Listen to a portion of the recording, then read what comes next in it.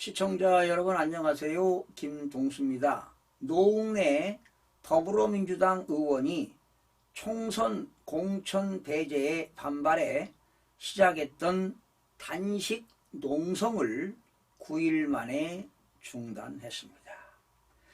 노 의원은요 오늘 국회에서 기자회견을 열고 오늘 이 시간부터 단식 농성을 멈춘다며 민주당이 불공천 공천 논란의 여파로 총선에 패배하는 최악의 상황만큼은 막자는 것이 단식의 최종 목표였다고 밝혔습니다. 어쩌면 노웅래 의원은 소신이 있는 의원이라고 봐야 되겠죠. 노 의원은요 재단식에도 불구하고 부당한 공천을 시정하려는 요구에 지도부는 꼼짝도 하지 않았다며 지도부가 이런 상황 인식이라면 총선은 필패다. 총선에 패배할 경우 반드시 책임을 져야 할 것이라고 경고하고 나섰습니다. 이어 공천이 마무리되는 지금 저의 노력은 여기서 멈추지만 끝난 게 결코 아니라며 이번 공천 과정을 통해 우리 당이 자랑하는 공천 시스템에 허점이 있었고 그 허점을 악용하면 시스템이 변질할 수 있다는 점을 확인했다고 전했습니다. 그러면서 저의 향후 정치 행보와 무관하게 무너진 공천 시스템을 바로 세우기와 특정인이 공천을 좌지우지할 수 없도록 제도화하는데 앞장서는 일을 정치하는 동안에 최대 과업으로 삼을 것이라고 밝혔습니다. 당연한 얘기 아닙니까?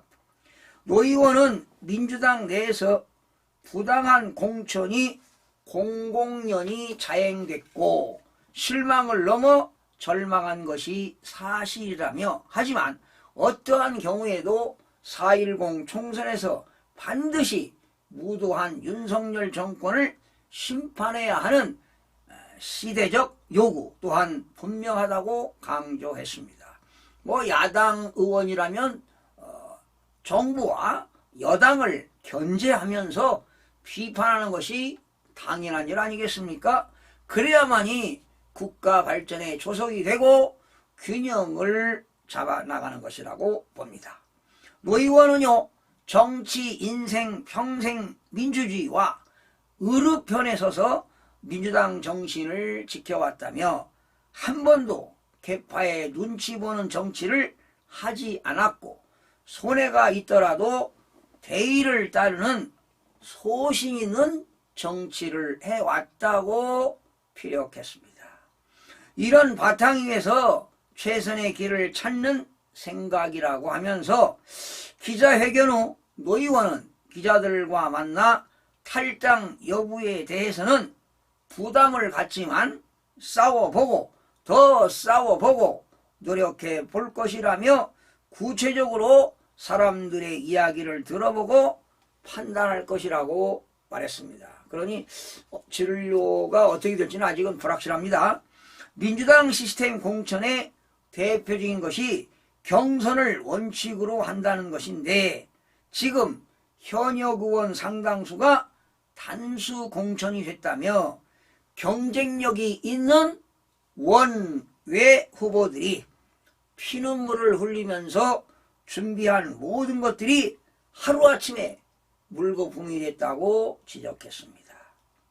이어 만약 현역 의원들을 교체시켰다면 자연스럽게 수십 명이 물갈이 선순환이 됐을 텐데 무리하게 공천 원칙과 기준을 무시하고 인위적으로 몇몇 사람이 공천 농단, 공천 횡단을 한 것이 문제라며 사실상 친명계 지도부를 겨냥했습니다.